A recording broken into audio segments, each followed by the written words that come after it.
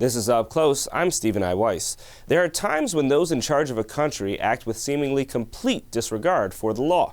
We saw that in the United States with former President Richard Nixon. To a differing extent and in a different way, the Soviet Union saw with Joseph Stalin. But how did that culture of illegality develop, and how did those around them react? The culture of law-breaking and secrecy in Richard Nixon's administration is examined by USA Today Washington Enterprise editor Ray Locker in Nixon's Gamble, How a President's Own Secret Government Destroyed His Administration. And then, telling stories about one of the most damaging governments in the 20th century is University of Sydney professor Sheila Fitzpatrick, author of On Stalin's Team, The Years of Living Dangerously in Soviet Politics. But first, here's Ray Locker spilling secrets Richard Nixon didn't want anyone to know. So one of the things that comes to mind when I think about Richard Nixon, and as I went through this book, is the old vaudeville formulation that you could say, Richard Nixon was so secretive and paranoid. And someone would say, how secretive and paranoid was he? And you could say, he was so secretive and paranoid that. And then you could keep filling in the blanks. You go chapter by chapter, it gets worse and worse and worse. Yeah. But I think to top it all off, that he is so secretive and paranoid that even today we are still getting through the layers, the depths of secretiveness and paranoia that he had. I mean, it was a mind blower for me because, I grew up watching him on TV. I remember when he resigned. I know about that Nixon, but I didn't know all of it. And as I was going about finding new pieces of information, I mean, it blew me away. Like, what he did with the Paris peace talks in 1968 and how he, basically sabotaged them. And then he was covering that up his entire presidency. And the ways that he did that were fascinating to me.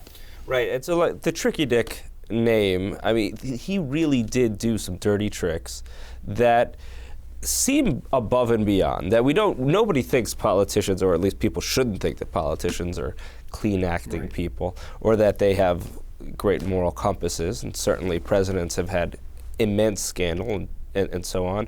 But even just as he went to try to become president, he did something perhaps more underhanded and treacherous than I think any other presidential candidate ever did. I think what he did with the Paris peace talks, and he actively sabotaged them by using intermediaries, that broke the law. And in some cases that would be considered treason. It certainly seems to me a violation of the Logan Act, a 1799 law that was prohibited private citizens from interfering with U.S. foreign policy. Well, that's exactly what he did. He sent a signal to the South Vietnamese government, don't do anything because you'll get a better deal for me when I get elected. Turns out they didn't get a better deal. Right, and so let's wind back there a bit. So what we have going on there is Vietnam War has been raging for years, and Lyndon Johnson is trying to get Paris peace talks going, and there's a big question of whether the South Vietnamese will participate. And Nixon basically starts up, while he's campaigning for president, a secret channel with the South Vietnamese. It's mind-blowing. Yeah, it really is. I mean, it had been hinted at for the last 45 or so years, but more and more documents have come out, like even last year, that really highlighted and crystallized what had happened. And some of the details were at the Lyndon Johnson Library, tapes, recorded conversations of Johnson with Nixon himself and with other people, and then other things that came out of the Nixon Library. It's almost possible to say, at the very least, the Vietnam War history, I mean, could it have ended in 1968? Could it have been significantly reduced in 1968? And Nixon basically said, I don't care what could happen. Right. I want to be president. He wanted to be president. He had goals that he wanted to accomplish. He wanted to normalize relationships with the Chinese. He wanted arms control with the Soviet Union, and he wanted to get out of Vietnam. But he needed the Vietnam War as leverage for those two other things. He could have gotten out of Vietnam whenever he wanted. The appetite would have been there, but he needed that as leverage. So he kept our troops there, and in many ways he bled the United States out of the Vietnam War. And I think we're all familiar with the idea that if you're a president, you have to make a lot of difficult choices. You've got a lot of, choosing the lesser of two evils, and there aren't many great choices available to you at many times. And I guess in a sense, Richard Nixon was here kind of extending that into the pre-presidency, right? He was saying, all right, you know, if I'm going to be president, how do I want to set the table for myself? Do I want to set the table for myself with a Vietnam War that might be over? Or do I want that Vietnam War continuing so that I can achieve some certain larger goals? But that is an important line, right, between when you're president and when you're not. Mm-hmm. It's extremely Machiavellian. And Nixon was a master at that. He knew what the stakes were and was willing to deal with that. And in many ways, I mean, you saw that over and over in his administration. He wanted to do the China deal, and he was getting help from the government of Pakistan. At the same time, the Pakistani government was committing basically a genocide in what is now Bangladesh. Thousands of people died there after a devastating cyclone, famine, attacks by the Pakistani military, and Nixon knew it was happening. People in his government were saying, we've got to do something, and he didn't want to do anything because he didn't want to interfere with the Pakistani president, Yahya Khan, who was facilitating the China opening. Then from the minute they got to China, and the Chinese said, well, we'll still work with the Pakistanis, Henry Kissinger, who was Nixon's emissary there, said, nah, that's okay. Pakistan had done what it needed to do, and they moved on. So they were willing to do that, sacrifice the lives of thousands of people, cozy up to a government, then chuck it aside as soon as it had outlived its usefulness. So you've titled this book Nixon's Gamble. Right. And the idea is that he was taking a bunch of chances, creating secret negotiations, creating secret governments, creating a whole intelligence administration within his administration to spy on his own people. Right. And the idea there, in calling it a gamble, is that there was a question of whether it might pay off. Right. And it did pay off in some respects. I mean, he did China, huge accomplishment, and I think the ramifications of that live on today. He did end the Vietnam War, although he could have done it earlier. He reached a landmark arms deal with the Soviet Union in the SALT I talks. That was a foundation for a lot of things that came afterward.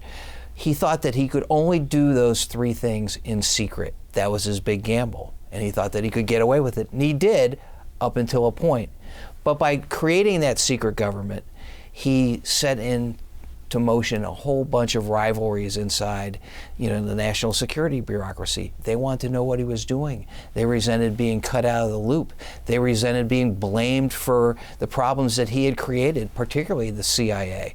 And so all of that caught up to him, and he was covering up things related to that from the day he took office. When you ask people today, I think almost universally, except for certain very loyal types within the Republican realm, you say, was Richard Nixon a good or a bad president? People would say he's a horrible, horrible president.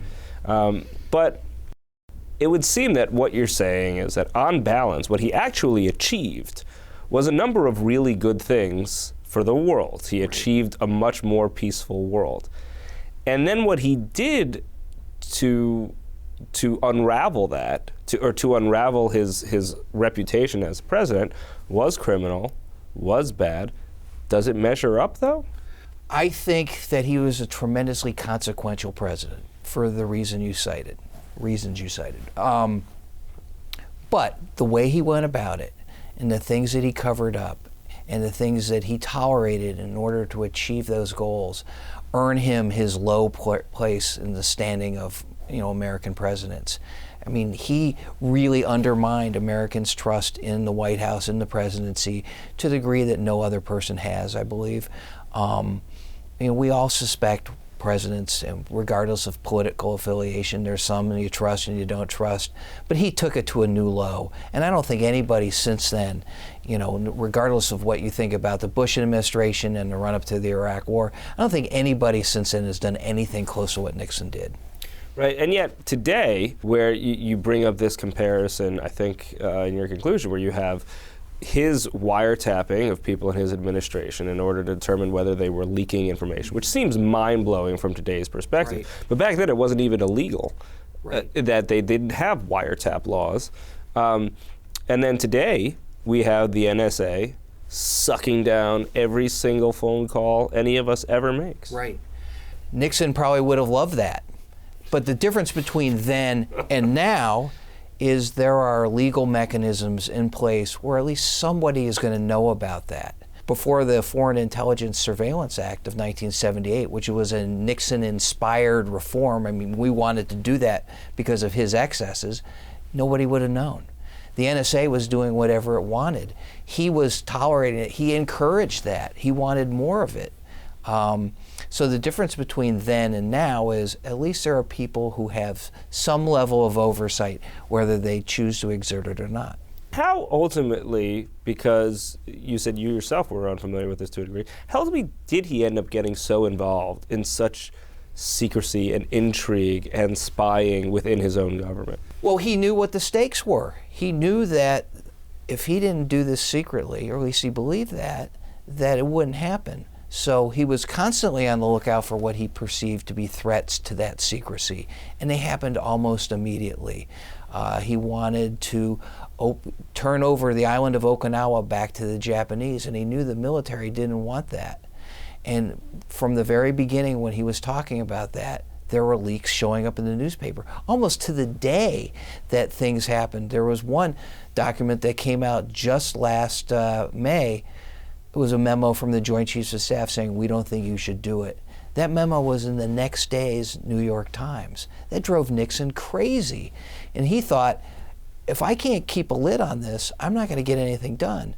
So he started talking to Kissinger, talking to J. Edgar Hoover at the FBI about what we can do to stop this from happening. And do you think he was right? Do you think he was right that, in fact, that was the key problem in getting things done? Because a lot of the stuff, as you said, did leak anyway. Right. And the accomplishments happened anyway. Was he right to be so paranoid? No, I don't think so. I think one of the things that you do when you're president, when you're a leader, is you have to get your people in line to push what you want to do. And we've seen that happen in administrations before and since. And he could have done that, I believe. When you look at what happened with China, I mean, he had no real democratic opposition to that. His problems were with the Republican right wing. And with some elements in the military. But when that happened, Democrats were overjoyed, and they controlled both houses of Congress then. So he didn't have any kind of legislative blowback. And there's so much there that, I mean, just seems very obviously reminiscent of sociopathy, narcissism. I mean, you used the term Machiavellianism before. And it seems as though throughout, his approach to things was to say, everyone is against me. Right. Essentially everyone. Even, the person he kept closest, Henry Kissinger, was someone he still would have back channels around. And that there was an idea there that he had to be the one pressing all the buttons and pulling all the switches and so on in order to get things right. And that's a horrible trait in a manager, in an executive who's leading a country. Exactly. I mean, he could have inspired people to do more to help him and to get them on his team, but he never really did that. And I think part of that has to do with his very beginning in politics. He got elected to Congress in 1946. A real hardball campaign implied that his opponent, Democratic incumbent Jerry Voorhees, was somehow a socialist, maybe borderline communist. That happened in 1950 when he ran for the Senate and won. That happened throughout the Eisenhower administration when he was vice president. So he didn't have a lot of people who really liked him. There was no real Nixon team other than professional politicians who saw him as the likely president and they wanted to carry on a Republican government. But then he was different than what people thought. They thought they were going to get a hardline anti-communist, but really what he wanted to do was open up to China, which was anathema to so many people in the United States, and they felt betrayed. Right, and there's a thing there where if you are going to have this idea that you represent the unique and sole solution to all these problems, you're going to find yourself, you're going to have this problem where you can't believe anybody, or you're going to have this problem where you can't rely on anybody, and you're just constantly trying to find in yourself some kernel of truth. Ultimately, you just end up kind of like rudderless, without, put somewhere without a map. Right, And he was in many respects. He had a couple of people who he really counted on. H.R. Haldeman, his chief of staff, John Ehrlichman, his domestic policy advisor, were very close, and he relied on them to a great degree. But the Watergate scandal, made them casualties. And when they left, he didn't have anybody he really trusted or deserved his trust. So that's when his problems multiplied. And from May 1st of 1973 to the end of his administration in August of 1974, he was, I believe, ill-served by the people who worked for him and who did what they could to force him out of office. Funnily enough, he was a president who liberalized a lot of things from his Republican position, not just on the foreign policy front, but also it's often brought up the Clean Air Act and other environmentalist aspects. He didn't do a lot of the things to break the backs of labor and so forth that we've seen from Republican presidents since, and to a degree prior. Right. That he was a pretty moderate Republican in a lot of ways, but his own actions, in some ways, do you think, covering Washington today, do you think that they created a lot of this anti-government fervor that we have today and that we saw from the kind of the Reagan rise and so on? Oh, I think he definitely did that. I mean, in domestic policy, his so-called Southern strategy, reaching out to Southern whites who didn't like the civil rights era, I think we live with that now. It flipped the South to the Republican Party, but I think that it made it more conservative, somehow more extreme in some cases, and I think that's a legacy of the Nixon administration, things that he did. He encouraged that while doing things that were to the opposite of that. I mean, he opened up school desegregation in a way that other presidents hadn't, but he was feeding the red meat to that, white Southern base that was contrary to some of the things he was actually doing. He talked a good game on the military, but the military didn't trust him. So he did a lot of those things that really undermined people's trust in government. Right, and ultimately proved to be he created the presidency as extremely untrustworthy office, and the White House and the whole executive branch as something that could do things that you did not know they could do. Yeah. And we have that paranoia dominating a whole bunch of politics today. Well, I mean, as you're covering it daily at at USA Today, right? And it's skewed the way the media work, because now many of us always suspect the worst from an administration, from a White House. Many people are looking to do maybe the next Watergate. What's the next big scandal? And so it sets up this extremely adversarial relationship with the people in the White House. Sometimes I think that goes too far. And it's a problem, and I think it's rooted in what Nixon did. Right. And yet, and at the same time, I think in the Obama administration, we've seen a handful of reporters who've really tussled with them over freedom of information issues and issues around subpoenas and what have you, where we've had a handful of reporters say basically they feel that the Obama administration is perhaps the most punitive to the press, or using various terms like that, of any recent administration. And it calls to mind some of what we're seeing. Oh yeah, I think you see some overtones of Nixonian type behavior with the Obama administration. I don't think it's quite as bad, but we have difficulty trying to get information from this White House on a variety of things. And I think one of the lessons that presidents after Nixon have learned is that you need to consolidate power and control in the White House. And everybody does that. And it's a staple of any kind of Washington reporter to write a story about Cabinet Agency X chafing at the control of the White House. I think that's a direct legacy of the Nixon administration. Right, and going further with the press issue, it seems throughout the book, and correct me if I'm wrong, but it seems like your take on Bob Woodward is that he's less than entirely honest with people, and that he is a complicated, certainly at least a complicated legacy. Yes, I believe that he is not telling the truth about who the character Deep Throat is, his source in the book, All the President's Men. I believe it's multiple people, not one person. I think that he was manipulated by his sources, including a man named William Sullivan, who was involved in the wiretaps by the FBI on Nixon officials, and by Alexander Haig, who was Nixon's second chief of staff. I think they had a prior relationship before Woodward was a reporter, and I think there's evidence that shows that those two provided Woodward with a lot of information that undermined Nixon. So, and we know that at that point, the FBI and the Nixon administration were really battling with each other, right. and our general history, but at the academic end, at the press end, has tended to privilege the Woodward-Bernstein version of events. Right.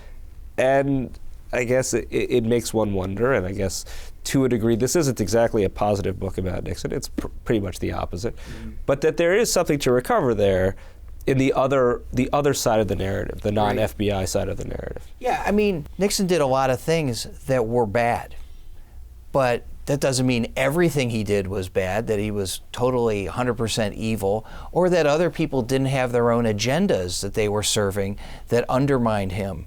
I mean, it's all part of the history. As far as the Post stories go, I believe most of those stories were accurate. They were well edited. Where you see the real divergence from that is in the book All the President's Men, which was not edited by anybody at the Post. It was edited by somebody at the publisher who didn't have that familiarity, and it became their story. And unfortunately, in popular imagination, it became the story, the book, then the movie, and it's a great movie, but it's a movie. It's not a documentary. And there's a lot of holes in that you find when you look at their own notes, which are now publicly available. You can see how they put things in the newspaper and in the book that contradict their own notes. For one example, a story mentioned this letter called the Canuck letter. It was a dirty trick against Senator Edmund Muskie, who was then the front runner for the 1972 Democratic presidential nomination. And in the book it said that letter came directly from the White House. But if you look at the notes from that meeting with whoever they say Deep Throat was, doesn't mention that letter at all. So where did that come from? Woodward says, oh, I remembered it a year later. But they were working on a story that ran in the paper the next day that specifically mentioned the letter.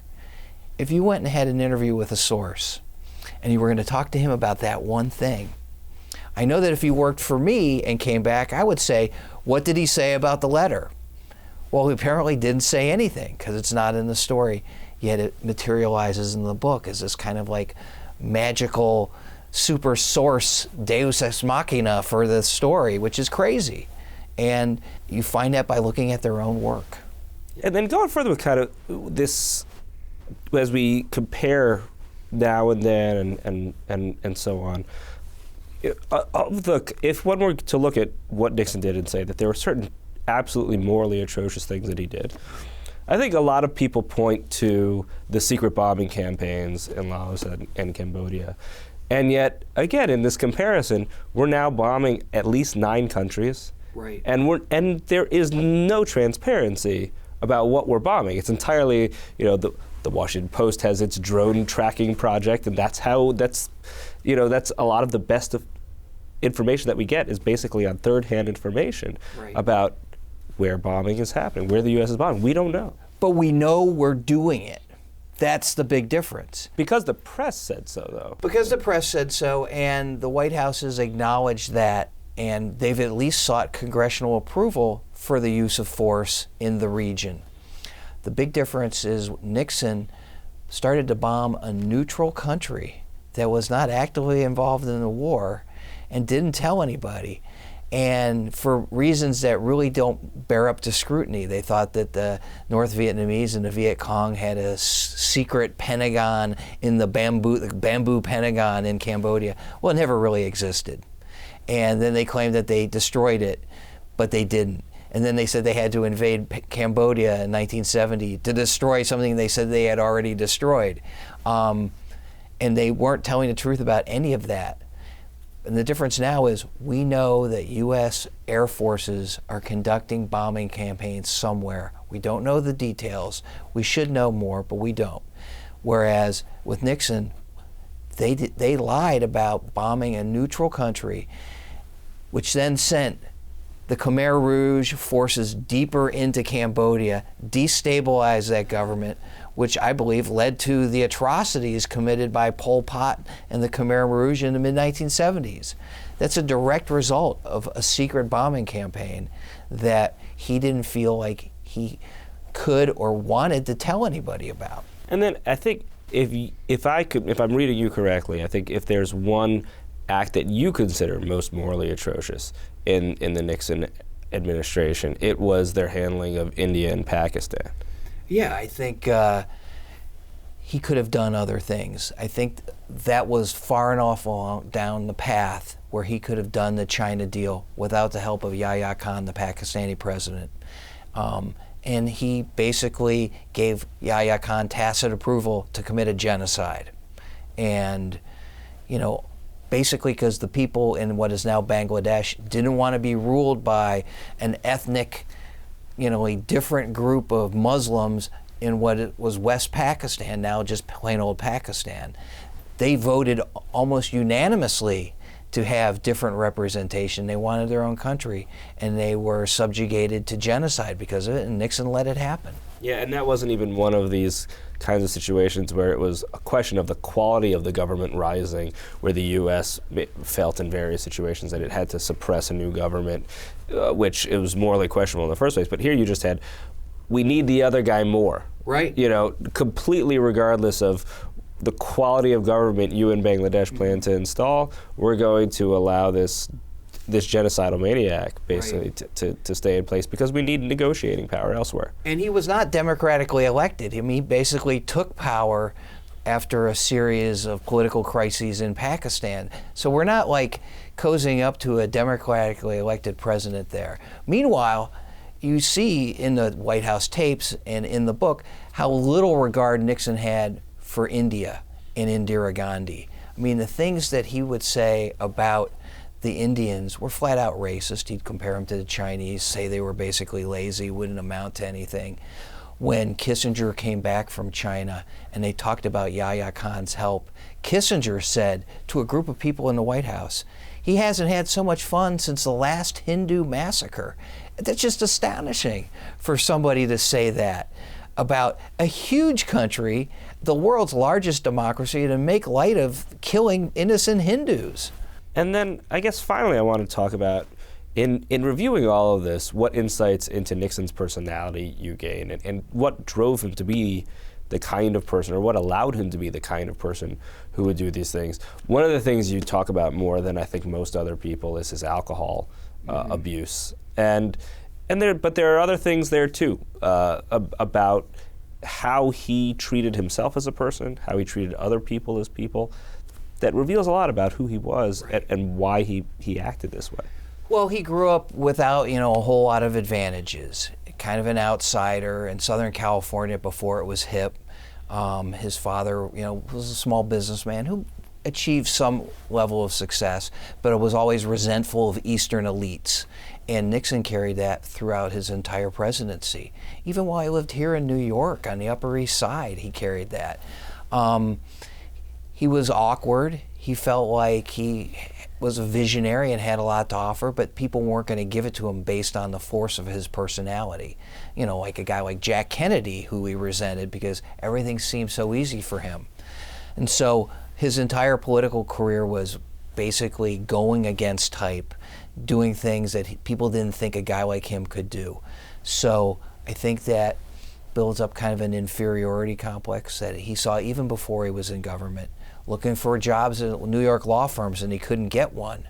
And he went to John Foster Dulles' and Alan Dulles' law firm, Sullivan and Cromwell, here in New York, and couldn't get a job and felt like they were all looking down on him because he didn't go to the right schools, wasn't from the right place.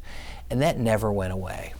And so by the time he became president, that was so baked into his psyche that he really couldn't change. Well, the power of resentment. Yeah. Ray Locker, thank you for joining us. Thanks for having me. And now, Sheila Fitzpatrick on the gang that ruled when Stalin reigned. We have this idea of dictators as these extremely singular individuals, extremely isolated individuals who do everything on their own and everything is just up to their whim. But what you're digging into here, the people around Stalin, and you find a culture there that still is very submissive to him. But there is more of a sense of partnership or teamwork there than you might expect. Mm-hmm. Right. Well, I'm not trying to say Stalin is not the top man, the in effect a personal dictator. But what I'm trying to point out is that he's got this group around him. His political associates, they are serious players in the political and governmental game. They're not just courtiers. And they're also his social circle. And last thing, they stay around with him, most of them, for 25 years, which is a terrible long time in politics to stay together. So I thought, first of all, it's really interesting to see him in that context, because we don't usually. And secondly, if I take that in a sense as my point of vantage, looking at him, it's an unusual one. It's close, but it's not his point of view, so to speak. You're looking, you're detached, but you're close up. It's like a camera shot that's close up. So I kind of like that, and I had fun with the book because I wanted to write a book with lots of characters, not just narrative. I want to tell a story too, but I wanted lots of characters because that's an interesting writing challenge. And with Stalin's team, I've got it because there's about a dozen of them. One could posit a whole range of reasons why any given dictator lasts for a short period, lasts for a long period. You can look at Hitler and Mussolini and Noriega and everybody, and say and project all kinds of reasons. So Stalin probably survives for any number of reasons for multiple decades, but these guys played a big role in that. They're important support. And, the question of why he wants them around is kind of interesting. I think it's in a communist system back then, you couldn't just say, I'm going to be a personal dictator. Lenin had not said that about himself, who was Stalin's predecessor. He was the head of the Politburo. In other words, a team. There was Lenin's team too. So that's what Stalin sees as the sort of legitimate thing. But it's not only for legitimating purposes within a communist context. It's also, I think, because he likes to talk stuff out. He doesn't always come into a meeting with a team and say, okay, guys, this is how we're going to do it. More often he says, we've got to think about this problem. What do you think? What do you think? What do you think? And he sits there. And then at the end he says, okay, well, looks like we go this way. Now that may or may not be the sense of the meeting. He doesn't have to go with the meeting, but that's the way he likes to play it. And in some ways, at times, like a regular boss, like a regular team leader, is kind of the affect that comes off of it, right? Yeah. For a man who was truly evil, and for a set of people who in many ways were truly evil, who did horrible things to people, but I guess, does that say that management transcends boundaries of morality? Or? I think maybe you do have to say that. I mean, they do awful things. Stalin is the initiator, but the others go along. So they do awful things, and yet on the other hand, they of course don't see themselves fully as, they don't say, we are the great evildoers. They say, we are the people making revolution, we are the people pushing forward to socialism, and so of course some heads have to, some eggs have to be broken. That's the famous one. You can't make an omelette without breaking eggs. So their picture of themselves is, of course, not of evildoers, but as the reader, as I looked at it, I mean, you've got to say they do terrible things. And you get to see them in several different phases of kind of planning, doing. Right, we see them in the 20s when they're thinking all this stuff out, and we see them in the late 20s and the 30s and in the 40s when they're doing a lot of this stuff. And then you also have a lot of material of reflection from either their memoirs or their children's memoirs, what have you. By and large, they're pretty okay with it, right? And of course, things change over time. Right at the beginning, a lot of them, when they talk to Stalin, they would use the familiar form. Russians, like French, it's got a familiar and a formal form. They'd use the familiar form. As time goes on, fewer and fewer of them did that because it didn't seem appropriate. And the way of treating him becomes more deferential. And in the post-war period, maybe that's the most deferential, and you could say they've just been converted into a bunch of yes men, who aren't really important. Except that when Stalin dies, and I think Stalin expected that when he dies, God knows what happened because everything's on his shoulders. When Stalin dies, these men actually accomplish, as a team, calling themselves a collective leadership, they accomplish a terrific transition. I mean, it's stable, which is almost unbelievable. There's no major instability after Stalin's death in March 1953. The second thing is they introduce immediately a whole bunch of reforms, across-the-board reforms. Now, that's got to make you think that when back there, in the late 40s and 50s, when they're looking at their most deferential, some way in their minds is something a bit different because they're thinking it would be better not to tax the peasants so hard, but as long as Stalin's around, we got to do that. It would be better not to have this big anti-Semitic campaign that Stalin's initiated, but while he's around, we have to stay with it. So, there must be that kind of understanding among them, which really makes the late Stalin period look a bit different. Right, and the whole communist era in the Soviet Union stands as this great example of what appeared to be good intentions in the beginning, and then the horrific ruin of when those intentions were put into practice and people were actually dealing with practically holding on to power, getting more of it. For these men, there are some moments there in the beginning where you can almost, for a moment, think, maybe this could work out, right? Yeah. Well, I mean, there's a big problem with revolution, and this is not just Stalin, it's also Lenin, his predecessor. I mean, you make revolution and you basically say violence is justified because the situation that it's so important to change the situation. But once you've internalized that notion that violence is justified because you know what would be better down the track, and that turns out to be the only way to do it.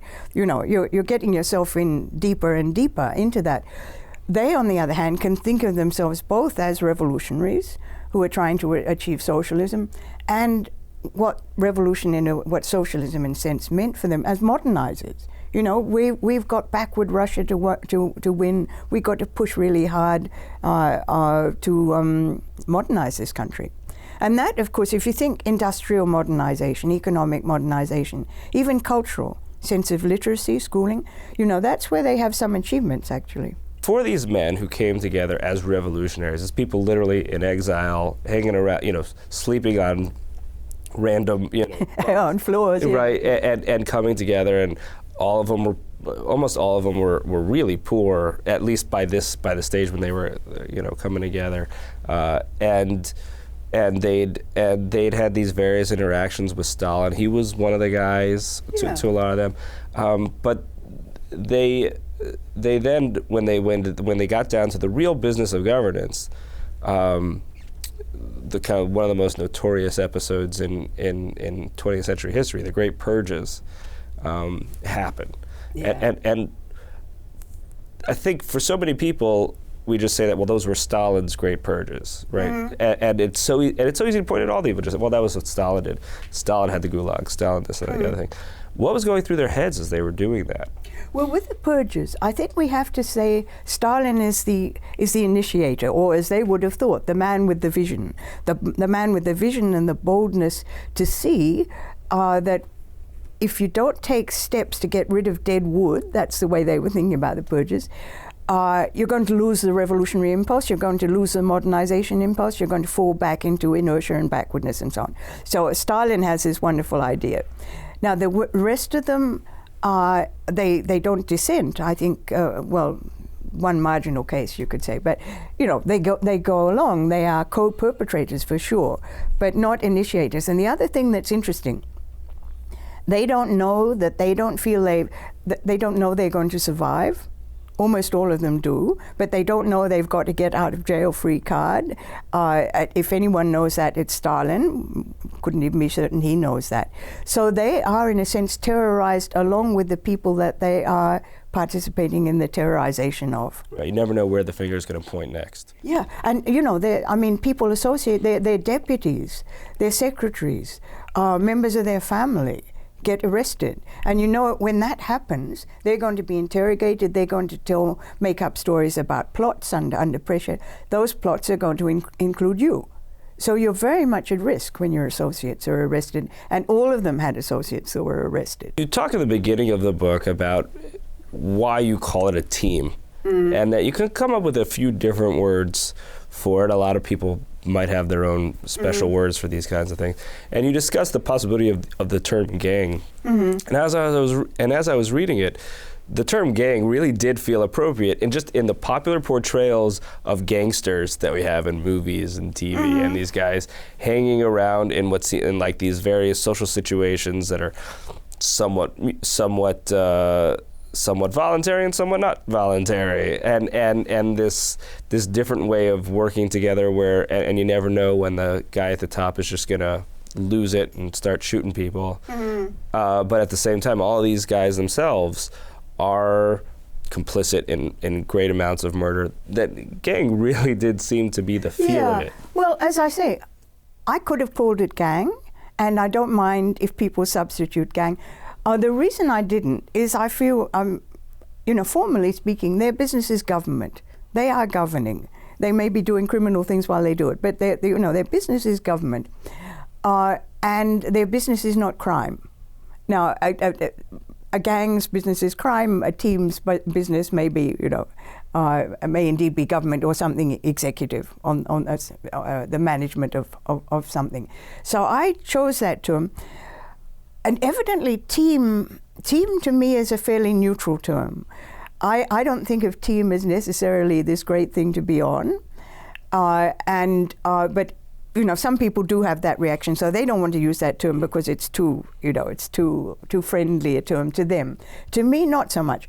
Gang, on the other hand, gang's got two ways of understanding it. One is a mafia group, and the other one is our gang. Our lot of people, which is actually... the old television show. Yeah, right. Yeah. And so I see gang as also having the same possibility that if you want to read it in a positive sense, you can. But that wasn't why I made my choice, basically. One of the ways that you pull this narrative together is by looking at family members of all of these men. What were they thinking, and what were they experiencing throughout this whole process? Well, a lot of the team members initially have revolutionary wives. In other words, they meet somebody when they're revolutionaries, unshaven revolutionaries sleeping on the floor, They meet some idealistic young woman, often better educated than them, in many cases Jewish. Although the team has just one Jewish member, Lazar Kaganovich, but half the wives actually are Jewish. So in general, one can say of the wives that they have the same commitment as their husband. They are not sort of bourgeois, non-revolutionary people that the husband has encountered to. So they're committed in their own way. However, they are by no means as active, with one fascinating exception, and that is the wife of Vyacheslav Molotov. Molotov being Stalin's number 2 man. Her name is Polina, and she is ambitious, very competent. She sets up the Soviet cosmetics industry, if you can believe that. She then becomes Minister of Fisheries, which is, I guess, related to cosmetics in terms of of the raw material. Then she gets into trouble. She's quite close to Stalin, actually, but he gets worried about her, and he gets worried about it particularly after the war when he does this anti-Semitic turn.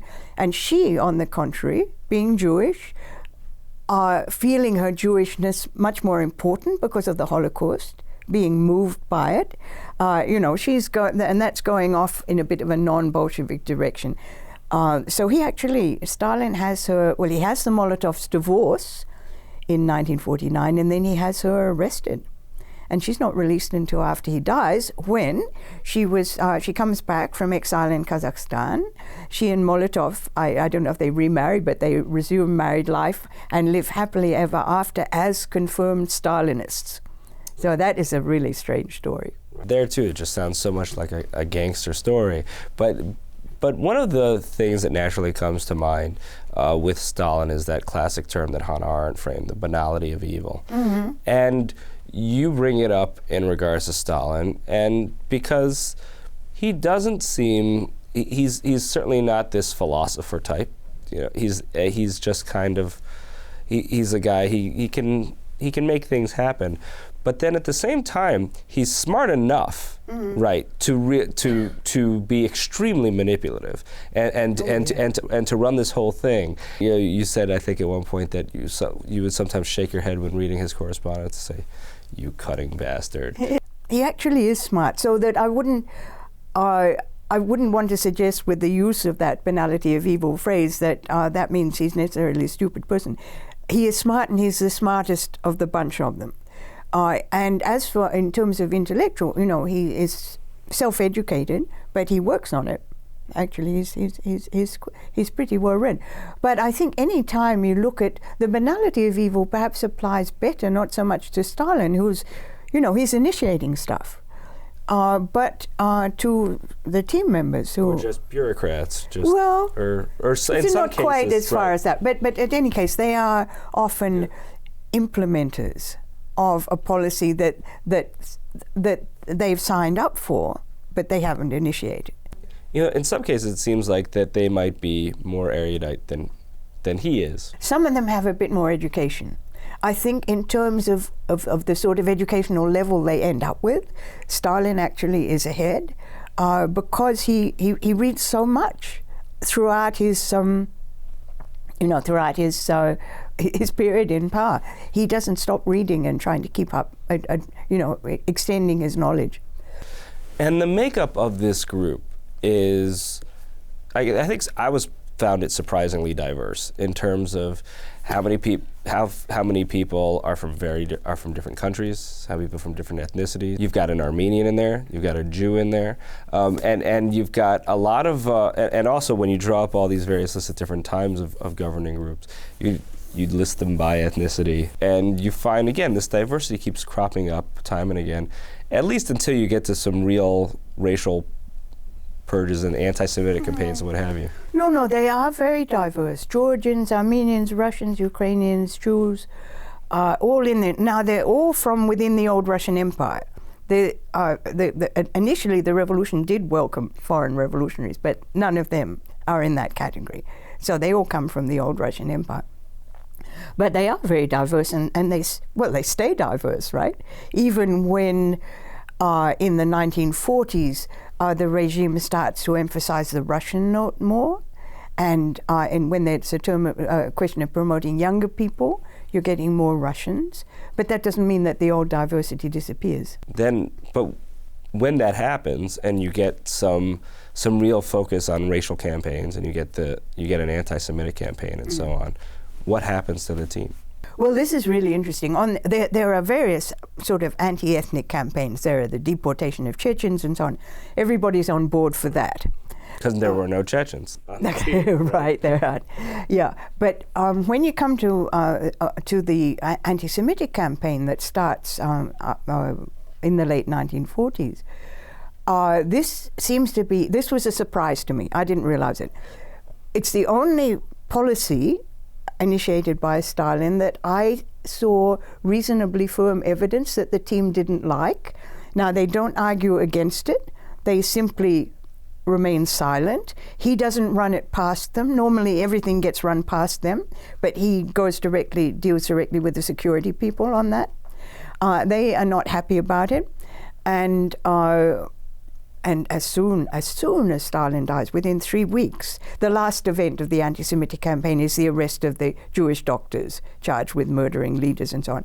So within 3 weeks, they release those people and announce it in the papers that they were totally innocent. So they really try very quickly to reverse that anti-Semitic campaign. Now, it is not easy to reverse that kind of thing, unfortunately. You start it and there gets to be a popular response. Mind you, there was a popular anti-Semitism that Stalin was exploiting in the first place. But you get, when they tried to stop it, they found it was much harder than I think they'd expected. And eventually, he dies. A lot of them live, right? He dies of presumed natural causes, or at least many presumed natural causes. Well, there's so many reasons to have bumped him off, but it doesn't look to me, I don't think anybody can have done it. But they live, and it's astonishing to think that for all these men who helped run a country and empire for nearly 3 decades, that he was the thing holding them all together, that evil, well, that evil guy. except that after he goes, now it's 4 years or so that they run the country together. Then no, there are two people within the team. Most of them seem quite team-minded, but two are not. One is the security man Lavrenti Beria. The others get rid of him within months of Stalin's death because he looks too ambitious. The next one is Khrushchev. Nikita Khrushchev, who actually, sometimes we think of him as doing all, the next person after Stalin does all the reforms. But there's actually the crucial 4 years when the team is doing it. But in 1957, he has a showdown with all the rest of the team and he wins. And they're all out. Now, one of the things that's incredible is that some of them live so long. Molotov, for example, and Kaganovich, they live into their 90s. In the case of Kaganovich, he doesn't die until, I think, July 1991, which is practically the time the Soviet Union is about to collapse. And so, ultimately, I guess, what are some of the lessons you take away from this study, where you've done a lot of work, obviously, on the era and so on and so forth before on the man at top. And now that you know all this about this team, how does it change the way you think of all of that? Well, it changed my way of thinking of Stalin in that I hadn't realized the degree of the social, above all the social, that he really needed this group around him, that he saw, many times a week. This is not just occasional meetings. They meet formally as the Politburo, but they also meet informally, more or less every second day. I hadn't realized that degree of involvement in a group. So that was something new to me.